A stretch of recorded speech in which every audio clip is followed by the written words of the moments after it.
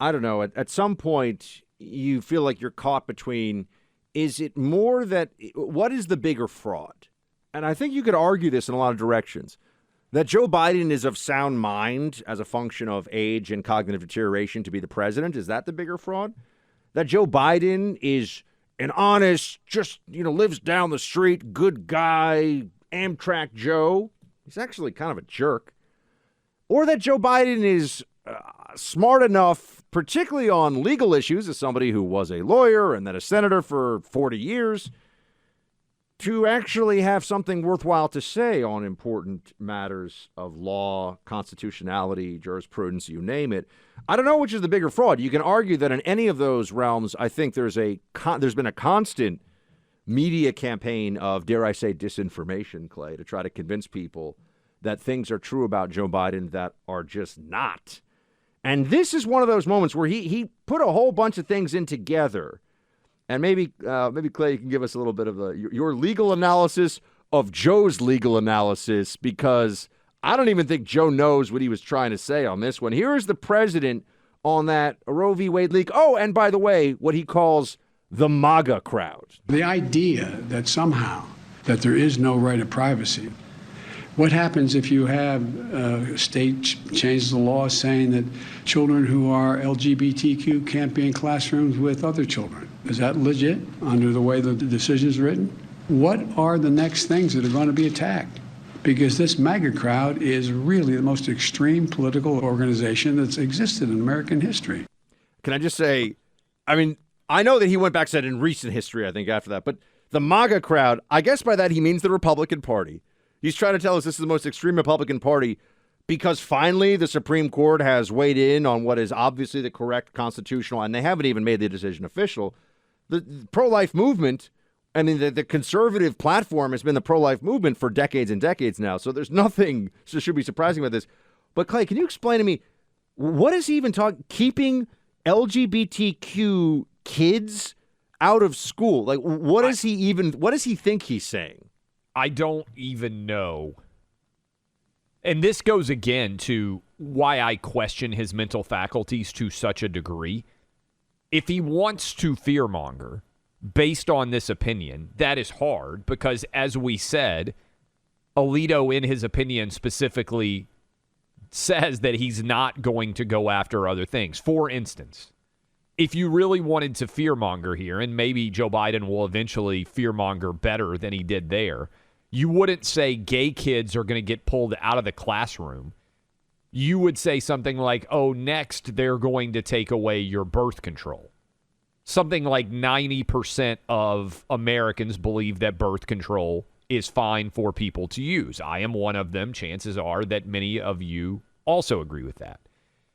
What is clear here from Joe Biden's arguments is he hasn't read the opinion himself, which is an indictment because if you're going to be commenting on this, certainly as the president of the United States, you should read the draft opinion.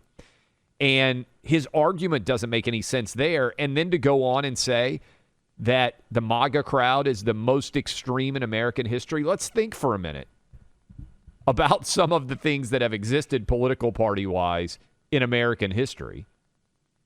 And also think about what the MAGA crowd believes in. Secure borders, respect for police officers, putting America first, finding people with good, secure, safe jobs, including people in manufacturing industries that have lost their jobs overseas, giving people the ability to put America first, raising wages, black, white, Asian, Hispanic, to levels that we haven't seen in modern history.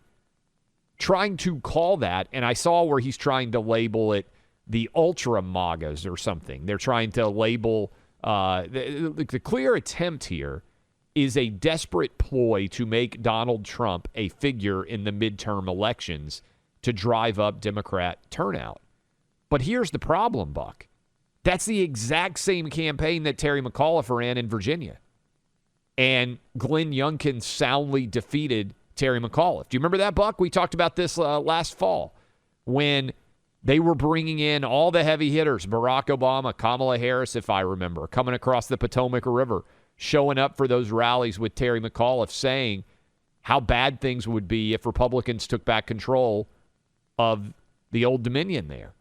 And they tried to make Donald Trump a figure in that election. And you know what happened? It didn't remotely work because he wasn't on the ballot. That's now a sign of desperation 6 months out. I believe that's ultimately what Joe Biden is trying to do, but he's doing it in ham-handed fashion because, let's be honest, he's got dementia. I was reading in that Politico article you and I were talking about earlier, the fact that he may run in 2024. Buck, they said many of the rooms they can't use at the White House to do public events because they can't fit his teleprompter in it.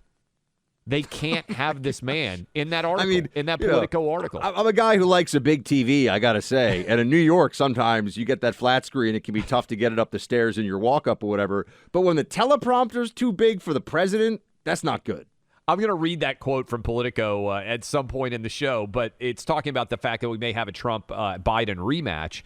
And to me, what Biden is trying to do is draw Trump in as a figure in this election. The problem is Trump's not on the ballot. That might work in 2024, and it's certainly something that will be much debated over the next couple of years, who the Republican nominee should be and whether 82-year-old Joe Biden can run.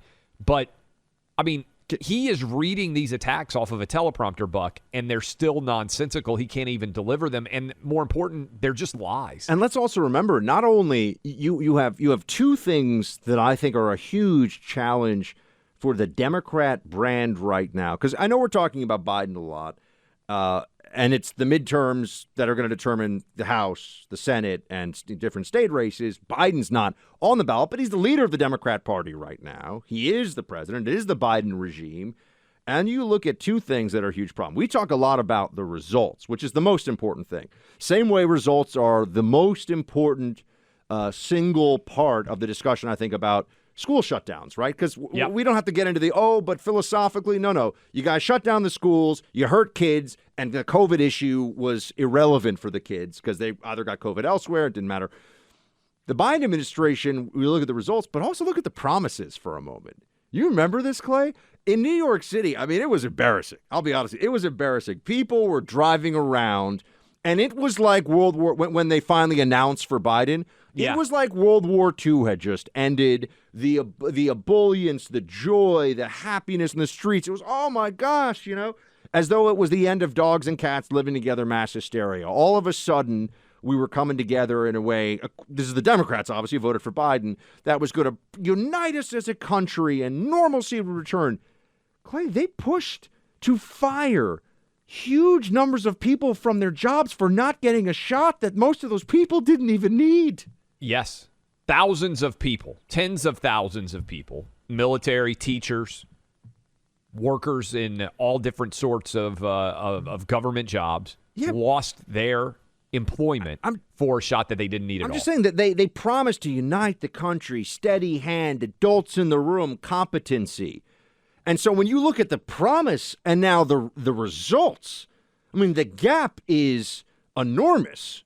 Right? I mean, they promised me filet mignon and a side of Bernaise sauce with some asparagus. I haven't eaten lunch. I'm obviously hungry. By the way, that's what I'm having when Hunter gets indicted. Oh, yeah? You're going to go with the Wagyu there, fancy man? We'll see how it goes. Yeah, I think whatever the most expensive steak version we can find anywhere. But I like the sauce. I'll even let you get the blue cheese crust on top. Or rather, I'll get it because Hunter's not getting indicted. But my point here is they showed up with a bunch of rotten eggs. Have you ever actually seen rotten eggs? It's happening once or twice. Very gross. Like the actual results of the administration versus what they promised. That gap is enormous. And I think that really factors into the psychology that we'll see going into the election. I really do. Because the promise wasn't, we're in rough times and we're, it's going to be tough going forward. All I can offer you is blood, toil, tears, and sweat. It was, we're going to unite the country. It's going to be awesome. Going to be a booming economy. Joe Biden's going to be so great. Joe Biden's an imbecile. Amen.